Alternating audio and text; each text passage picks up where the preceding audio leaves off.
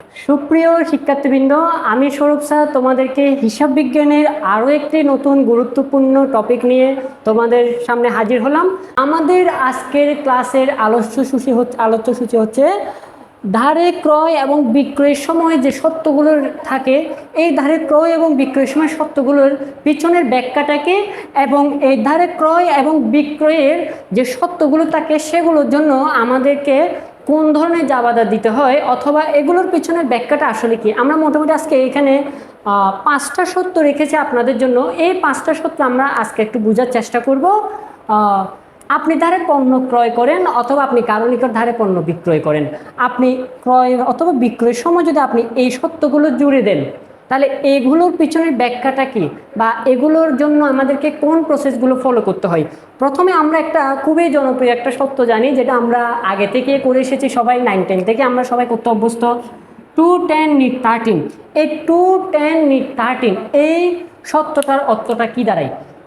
এই সত্যটার অর্থ দাঁড়ায় যে আপনি যার কাছে বাকিতে পণ্য বিক্রয় করছেন অথবা আপনি যার কাছ থেকে বাকিতে পণ্য ক্রয় করছেন, যদি আপনি ক্রয় করে থাকেন, তাহলে আপনি যদি যার কাছ থেকে কিনছেন তাকে যদি আপনি 10 দিনের মধ্যে, অর্থাৎ তাকে যদি আপনি 10 দিনের মধ্যে টাকা পরিশোধ করেন, তাহলে সে আপনাকে 2% বাট্টা দিবে, অর্থাৎ সে যা পেত তার উপর আপনাকে 2% বাট্টা দিয়ে বাকি টাকা আপনি তাকে পরিশোধ করতে পারবেন। আর যদি কোনো কারণে আপনি 10 দিনের মধ্যে সেটা পরিশোধ করতে না পারেন, তাহলে আপনার কাছে সুযোগ আছে সেটা 30 দিনের মধ্যে পরিশোধ করা। কত দিনের মধ্যে পরিশোধ করা? 30 দিনের মধ্যে পরিশোধ করা। তাহলে এটা জিনিসটা দ্বারা আমরা কি বুঝলাম, যে 10 দিনের মধ্যে পরিশোধ করলে,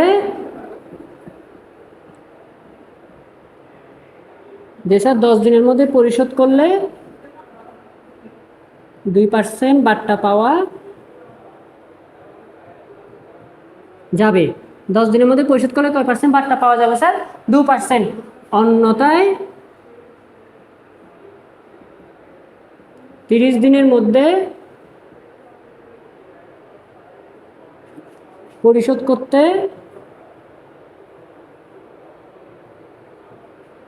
হবে, পরিশোধ করতে হবে।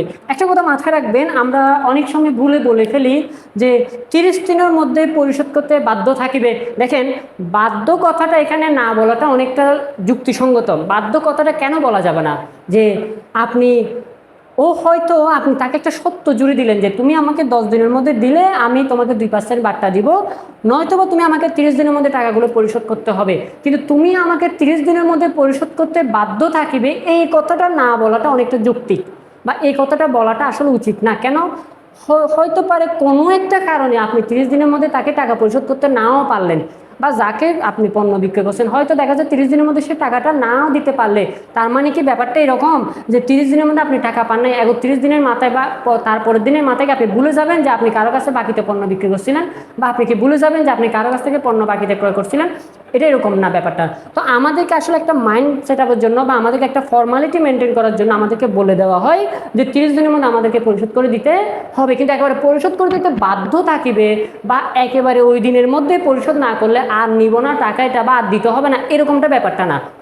আমার কথাটা আশা করি বুঝতে পেরেছেন আপনারা, যে আমাকে যদি 30 দিনের মধ্যে আমি যদি পরিশোধ করতে না পারি, তার মানে আমাকে আর টাকাটা পরিশোধ করতে হবে না, বা আমি যদি 30 দিনের মধ্যে যদি টাকাটা না পাই, তার মানে আমি কি আর টাকাটাকে আমি আর কখনো খুঁজবো না?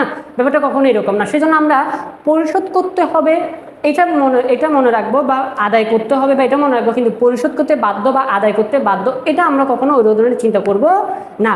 তাহলে আমরা মোটামুটি বুঝলাম 2-10 নিট 13 মানে হচ্ছে যে আমরা যদি 10 দিনের মধ্যে টাকাটা পরিশোধ করতে পারি তাহলে আমাদের 2% বাট্টা দিবে, আর না হলে আমাদের 30 দিনের মধ্যে টাকাটা পরিশোধ করতে হবে। জিনিসটা একটু বোঝার চেষ্টা করি কীরকম করে বাট্টাটা সংগঠিত হয়। সাপোজ মনে করেন জানুয়ারির 1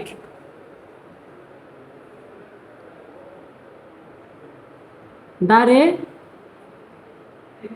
পণ্য ক্রয় 10,000 টাকা,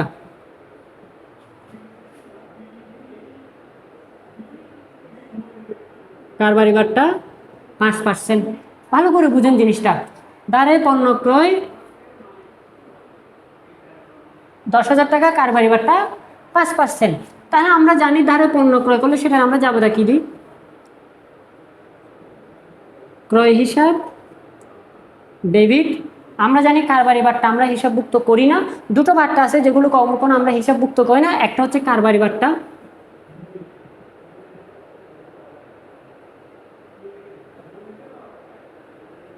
আরেকটা হচ্ছে পরিমাণ বাট্টা।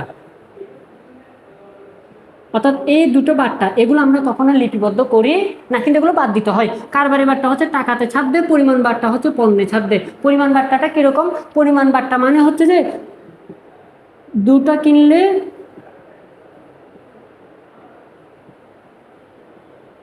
একটি ফ্রি, এই দুটো কিনলে একটি ফ্রি, এই যে একটি ফ্রি, এটা হচ্ছে পরিমাণ বাট্টা। এটা হচ্ছে কি স্যার? পরিমাণ বাট্টা। আসেন এবার তাহলে আমরা যেখানে ছিলাম যে আমরা পণ্য ক্রয় করলাম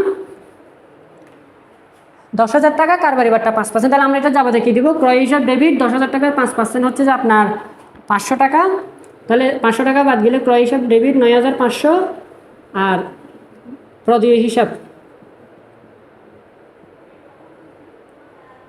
ক্রেডিট 9,500। আমরা জানি এটার জন্য আমাদের দায় বৃদ্ধি পাবে, এল প্লাস হবে, আর এটার জন্য মালিকানা সত্ত্ব হ্রাস পাবে। এতটুকু আমরা বুঝলাম। এবার আসেন আমরা যদি সত্যটা এক্সিকিউট করতে যাই, সত্যটা যদি বাস্তবায়ন করতে যাই, এই সত্যটা বাস্তবায়ন করতে হবে কীভাবে? বলা হচ্ছে 2/10, তার মানে জানুয়ারি 1 তারিখ কিনছি। আমি যদি জানুয়ারির 10 + 1 অর্থাৎ 11 দিনের মধ্যে, তার মানে 11 জানুয়ারি, আমি যদি 11 জানুয়ারির মধ্যে টাকাটা পরিশোধ করতে পারি তাহলে আমাকে 2% বাট্টা দিবে। ধরেন আমি এটা 8 তারিখ পরিশোধ করলাম, সাপোজ 8 তারিখ দায় পরিশোধ। আমি যদি 8 তারিখ দায় পরিশোধ করতে যাই তাহলে আমার 8 তারিখ যেটা আমি দায় পরিশোধ করি, তার মানে আমার সম্পূর্ণ দায় চলে যাবে, 9,500 টাকা সম্পূর্ণ দায় আমার চলে যাবে। তাহলে ওই দিন আমাকে, যেহেতু আমি পাওনাদার পরিশোধ, তাহলে আমি বাট্টা পাবো। যে বাট্টা কী হবে স্যার? প্রাপ্ত বাট্টা। প্রাপ্ত বাট্টা হিসেবে ক্রেডিট, এটা আয়। এবার আমি কত টাকা বাট্টা পাবো? আমি যে 9,500 টাকা পাইতো সেটা 2%, তাহলে 9,500 টাকা 2% হচ্ছে যে 190 টাকা। কত টাকা স্যার? 190 টাকা। তাহলে আমি এবার প্রদত্ত বাট্টা, প্রাপ্ত বাট্টা হচ্ছে আমার 190 টাকা, আর তাহলে আমি নগদান হিসেবে কত টাকা দিলাম? এখান থেকে 190 টাকা বাদ দেন। এখানে একটা প্রশ্ন, স্যার 9,500 টাকা 2% 190 টাকা কীভাবে? এটা বাদ দিলে 10%, এটা বাদ দিলে 1%, 95%, যদি 1% হয় 2% হচ্ছে 95, 2 190, 9 2 18, 180, 5 2 10, 190। তাহলে এখান থেকে 0 1 4 4 3 9, 9,310 টাকা। তাহলে আমি নগদে পরিশোধ করলাম 9,310 টাকা। এটার জন্য আমার দায় কমে গেছে, আর কমে গেছে, এটার জন্য আমার মালিকানা সত্ত্ব বৃদ্ধি পাবে, আর এটার জন্য হচ্ছে আমার সম্পদ কমে গেছে। তাহলে বুঝেন যে আমি যদি সময়ের ভিতরে বাট্টাটা দিতে পারতাম তাহলে আমার বাট্টাটার হিসাব আমাকে এভাবে করতে হতো, আর আমাকে বাট্টাটা যদি আমি যদি সময়ের ভিতরে টাকা পরিশোধ করতে না পারি 10 দিনের মধ্যে, তাহলে আমাকে 30 দিনের মধ্যে পরিশোধ করতে হবে। তাহলে এটা গেল হচ্ছে 210 নিট 13। এরপরে আসেন যে আপনার পরবর্তী সত্য 2EOM। এখানে মনে রাখবেন EOM, এই EOM মানে হচ্ছে end of month, end of month. EOM মানে হচ্ছে যে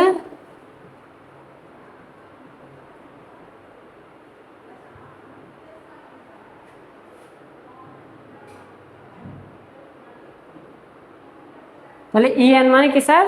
এন্ড অফ মান্থ। তাহলে আমাদেরকে বুঝতে হবে EN মানে হচ্ছে এন্ড অফ মান্থ। এই 2EOM মানে কি? 2EOM মানে হচ্ছে যে মাসে চালান তৈরি করা হয়। এই যে সেই জানুয়ারি 1 তারিখ যে সে বাকিতে পণ্য ক্রয় করছে না, তাহলে এই 1 তারিখটা চালানটা তৈরি করেছে কখন? এই দিন একটা চালান তৈরি করা হয় না? তাহলে এই যে একদিন একটা চালান তৈরি হয়েছে, তাহলে এন্ড অফ মান্থ মানে হচ্ছে যে মাসে চালান তৈরি করা হবে ওই মাসের মধ্যে যদি সে টাকাটা পরিশোধ করতে পারে, তার মানে যে জানুয়ারি মাসে কয় দিনের? 31 দিনের। তাহলে সে যদি জানুয়ারি মাসের 31 তারিখের মধ্যে যদি সে যদি এই টাকাটা পরিশোধ করতে পারে তাহলে হচ্ছে তাকে 2% বাট্টা দিবে। তাহলে তাকে কয় % বাট্টা দিবে? 2% বাট্টা দিবে। ভালো করে বুঝেন। অর্থাৎ সে যদি এই মাস শেষ হওয়ার আগে, অর্থাৎ এই মাসের মধ্যে সে যদি টাকাটা পরিশোধ করতে পারে, অর্থাৎ সে যদি মাস শেষ হওয়ার আগে সে যদি টাকাটা কি করতে পারে? পরিশোধ করতে পারে তাহলে হচ্ছে তাকে 2% বাট্টা দেওয়া হবে, কিন্তু টাকাটা তাকে অবশ্যই এই মাসের মধ্যে পরিশোধ করলে, এই মাসের মধ্যে করলে দেওয়া হবে তাকে 2% বাট্টা, না হলে দেওয়া হবে না। না হলে কি স্যার দেওয়া হবে না। তাহলে আশা করি আমরা ইউএম জিনিসটা কি বুঝতে পারলাম, যে ইউএম মানে হচ্ছে এন্ড অফ মান্থ, ইউএম 2 মানে হচ্ছে যে আমি এই মাসের মধ্যে টাকাটা পরিশোধ করতে পারলাম, অর্থাৎ যে মাসে আমি চালান তৈরি করেছি, জানুয়ারি মাসের 1 তারিখ চালান তৈরি করেছি, সে আমি জানুয়ারি মাসের 31 তারিখের মধ্যে যদি পরিশোধ করতে পারি তাহলে আমি 2% বাট্টা পাবো, আর যদি পরিশোধ করতে না পারি তাহলে আমি বাট্টা পাবো না। তাহলে আমাদের পরবর্তীটা হচ্ছে 210 ইউএম। এই 210 ইউএম মানে কি? 210 ইউএম মানে হচ্ছে যে আমি যে মাসে পণ্যটা ক্রয় করেছি, অর্থাৎ আমার যে মাসে পণ্যটা ক্রয় করেছি, অর্থাৎ যে মাসে আমি চালানটা তৈরি করেছি সেই মাসের মধ্যে অথবা পরবর্তী মাসের 10 দিনের মধ্যে, পরবর্তী মাসের 10 দিনের মধ্যে যদি আমি টাকাটা পরিশোধ করতে পারি তাহলে হচ্ছে আমাকে 2% বাট্টা দেওয়া হবে। সাপোজ মনে করো আমি জানুয়ারি 1 তারিখ কিনলাম, তাহলে হচ্ছে জানুয়ারি 31 তারিখের সাথে পরবর্তী মাসের 10 তারিখ, তার মানে 10 ফেব্রুয়ারি, অর্থাৎ 10 ফেব্রুয়ারি পর্যন্ত আমাকে কি দেওয়া হলো? সময় দেওয়া হলো, অর্থাৎ টোটাল এই মাসের পুরো সময় এবং পরবর্তী মাসের 10 দিন। আমি যদি পণ্যটা যদি জানুয়ারির 15 তারিখ কিনতাম তাহলে হচ্ছে ঠিকই আমাকে জানুয়ারি মাসে যা সময় আছে সেটা এবং পরবর্তী মাসের আমাকে 10 দিন। তাহলে 210 ইউএম মানে হচ্ছে যে মাসে ক্রয় করলাম সে মাস এবং তার পরবর্তী মাসের 10 দিন। তাহলে এই তার পরবর্তী মাসের 10 দিনের মধ্যে পরিশোধ করলে আমাকে 2% বাট্টা দেওয়া হবে। তাহলে এটা হচ্ছে 210 ইউএম। এর ইউএম মানে হচ্ছে এন্ড অফ মান্থ। এরপর আসেন, যদি আমাকে N40 বলা হয়, এই N14 এর মধ্যে কোনো বাট্টা নাই, মনে রাখবেন এখানের মধ্যে কিন্তু কোনো বাট্টা নাই। তো N14 মানে কি? N14 মানে হচ্ছে যেদিন ক্রয় করবেন তার সেদিনের পর থেকে পরবর্তী 40 দিনের মধ্যে, অর্থাৎ আপনি জানুয়ারি 1 তারিখ ক্রয় করছেন তার পরবর্তী 40 দিনের মধ্যে, তার মানে ফেব্রুয়ারি 10 তারিখ, এই ফেব্রুয়ারির 10 তারিখের মধ্যে আপনাকে কি করে দিতে হবে? টাকাগুলো পরিশোধ করতে হবে। তাহলে N14 মানে হচ্ছে যে আপনি যখন ক্রয় করছেন তার পরবর্তী 40 দিনের মধ্যে আপনাকে বাট্টাগুলো পরিশোধ করে দিতে, টাকাগুলো পরিশোধ করে দিতে হবে। এখানে আপনাকে কোনো বাট্টা দেওয়া হবে না। তার মানে আপনি এটা যদি ক্রয় করেন তাহলে আপনি পরবর্তী 40 দিনের মধ্যে আপনি 9,500 টাকা সরাসরি পরিশোধ করবেন, এখানে কোনো বাট্টা দেওয়া হবে না। এরপরে CF, এটাকে বলা হয় কস্ট, ইন্স্যুরেন্স অ্যান্ড ফ্রেট, অর্থাৎ আপনার এখানে যে পণ্য ক্রয়ের জন্য যে অর্থাৎ আপনার পণ্য ক্রয়ের সাথে ইন্স্যুরেন্স কস্ট এবং জাহাজ ভাড়া, ইন্স্যুরেন্স কস্ট এবং কি স্যার, অর্থাৎ বিমা খরচ এবং জাহাজ ভাড়া অন্তর্ভুক্ত আছে, আলাদাভাবে এটা ক্রেতাকে পরিশোধ করতে হয় না। অর্থাৎ আপনি যার কাছ থেকে পণ্য ক্রয় করতেছেন ওই পণ্যের ভিতরে আপনার বিমা খরচ এবং হচ্ছে আপনার জাহাজ ভাড়া এগুলো যুক্ত আছে, আলাদা করে আপনাকে পরিবহন ব্যয় এবং বিমা খরচ দিতে হয় না। তাহলে আশা করি আমি আপনাদেরকে ক্রয় এবং বিক্রয়ের সাথে যে সমস্ত শর্তগুলো জড়িত আছে সেগুলো বোঝাতে সক্ষম হয়েছে এবং এগুলোর পিছনের ব্যাখ্যা এবং এগুলো কিভাবে কাজ করে